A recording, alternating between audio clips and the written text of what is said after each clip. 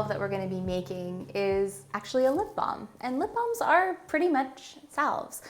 And I absolutely love this recipe. It's one of my very favorites, so I'm really excited to share it with you. And it's so easy to make. So what I've done is pre-measured all of our ingredients, and these are simple tablespoon measurements or measurements that use grams, which I've weighed out with the scale already. And I've got my double boiler going, and so it's a very similar process as when we made our comfrey infused salve, except we have 1 or 2 new ingredients we're going to be using. So into the double boiler, first we're going to be blending oils and waxes as we did before. And this time I'm going to be using some almond oil, which we've seen before. So I'll put that right into the double boiler. And with that, I'm also going to add some avocado oil, which is a really rich oil, and I just love it for moisturizing, especially chapped lips. So that's going to go in here. And these are both very neutral oils, not much of a flavor or aroma to either of them. I didn't go through the measurements on each of those, but they are in your course notes. 2 tablespoons of almond oil and 1 tablespoon of avocado oil is all you need. Then we're going to add 10 grams of beeswax pastilles. Again, this will be kind of hardening agent, and you can decide more or less pastilles depending on the consistency that you want. But I find 10 grams works great. Whoops. Get them all in there. And then we call this Cocoa Peppermint Lip Balm because we're using cocoa wafers. And so these cocoa wafers are actually are used to make chocolate. So it's this really luxurious, almost delicious, also nourishing fat that we're using in this lip balm. We're going to be using them in a future recipe too. It just goes straight into our double burner with the beeswax and the oils. So what I love about this recipe, I'm just going to be stirring here, watching, making sure again that it doesn't get too hot. I don't want my oils to burn, so I'll just keep a nice stir and keep an eye on it. But this combination of cocoa and peppermint, I don't know about you, but it's just my absolute favorite combo. And every time you put this on your lips, trust me, it's going to make you very happy. So it's melting nicely already. And remember, once the oils and the waxes and the fats start to melt, we want to be prepared to work pretty quickly. So let's see here. So I've got my pouring vessel ready, something with a spout that will make it very easy for me to put this straight into my containers, which I've got these little lip balm tubes that I really love. Of course, you could use tins or any sort of a jar that you might want to put your hands into, but I like not having to use my hands sometimes when I apply something to my lips, so that's why I kind of prefer the twist top. So this is melted, that's great. I've turned the heat off. Again, this is a little bit hot, so I'm going to grab my tea towel, take it off the heat, pour it into my vessel.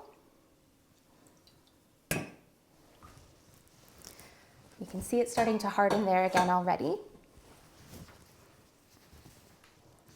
And now to this, we want to work pretty quickly. I'm going to add a little bit of that tocopherol antioxidant oil, which is going to act as a little bit of a preservative. And this is optional, you don't need to do it, but I find it does improve the shelf life of my lip balms a little bit longer. And then I have some peppermint essential oil, which is just so refreshing, and the smell of the cocoa, it's just, love it. And we're going to put about 5 to 10 drops, depending on how invigorating you want your lips to feel. Right into the jar, give it a little stir, just to get it all nicely dispersed around. So what's happened, as I got carried away talking about chocolate and peppermint, you can see that I didn't work quick enough and that my wax has already started to harden. And so this is going to make it really hard to pour into my tubes. I can still work with this, but it's actually very easy to make up for this mistake. I can just pour it back into my double boiler, reheat it, give it another little melt, and then pour. So, but with what I have here, maybe I'll just show you another little hack I like to make pouring into my vessels easier is to just just wrap a rubber band around the tubes like this. And so they all stand upright and together. And I can just pour straight from here. And again, don't worry if this isn't perfect. I get little slip ups all the time. And you want to pour not quite to the top, just yet. Whoop. There comes one. And the last one here. Whoops. See, I've overflowed, but once that hardens, it'll come off really easily, clean really easily. But you do want to let it settle a little bit into the tube and then sort of top up as you go. Okay, now I'm really getting crazy. And so we're gonna let that cool. And once those have cooled, I'm gonna take a cloth, wipe the sides off, and then once they've completely cooled, apply the caps to them. And there you have it, a really fabulous Cocoa Peppermint Lip Balm. So you're probably wondering, what do I do with all of this stuff? What I would do is scrape it out with my spatula back into my double boiler and just give it another couple minutes or so to reheat.